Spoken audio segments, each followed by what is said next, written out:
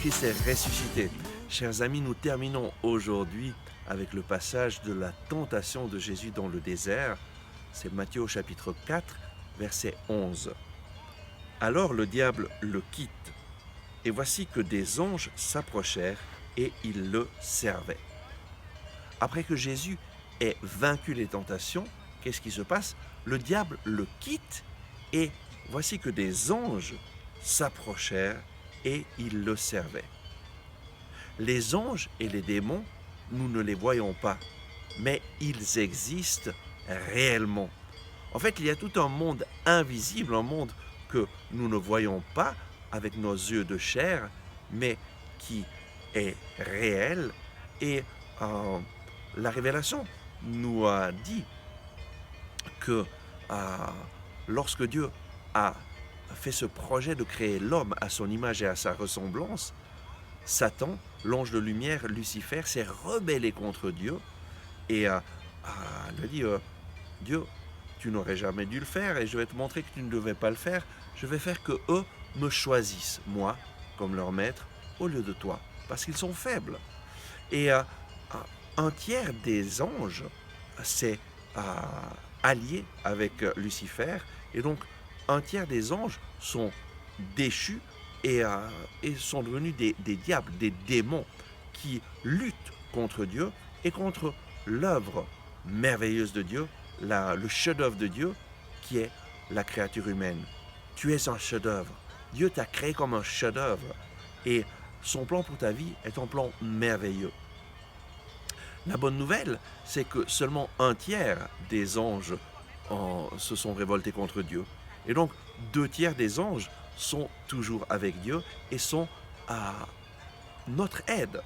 Et en fait, dans la parole de Dieu, dans l'épître aux Hébreux, il est dit que les anges sont des esprits envoyés pour aider ceux qui doivent recevoir le salut.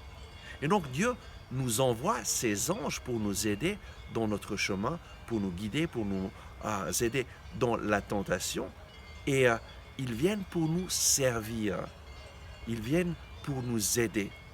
Et nous savons que chacun d'entre nous a un ange gardien.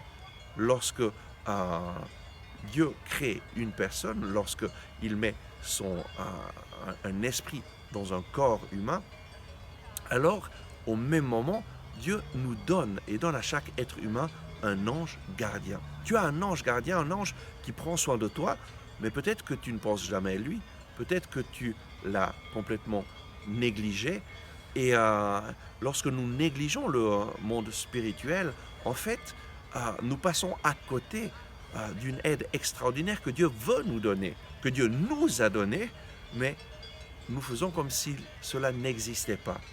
Et donc aujourd'hui, le Seigneur t'invite à prendre conscience qu'il y a un monde invisible et qu'il y a des anges qui sont là pour t'aider, que tu as un ange gardien qui est là constamment à tes côtés pour t'aider et tu peux l'invoquer, tu peux lui demander son aide lorsque tu te trouves dans les difficultés, dans des épreuves, lorsque tu as besoin de prendre une décision, invoque ton ange gardien, demande-lui de te guider, demande-lui de te montrer le chemin à suivre.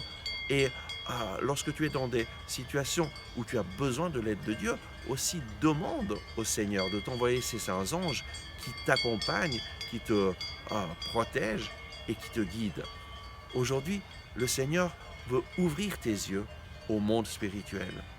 Oh oui Seigneur, je te prie pour chacun de ces frères et sœurs, viens Seigneur leur ouvrir leurs yeux spirituels pour qu'ils puissent se rendre compte que leurs alliés, tous les anges, sont bien là et qu'ils sont nombreux pour les aider à se rendre compte qu'ils ne sont pas seuls, que toi tu ne les as jamais abandonnés, mais que tu es avec eux et que tu les accompagnes sur le chemin.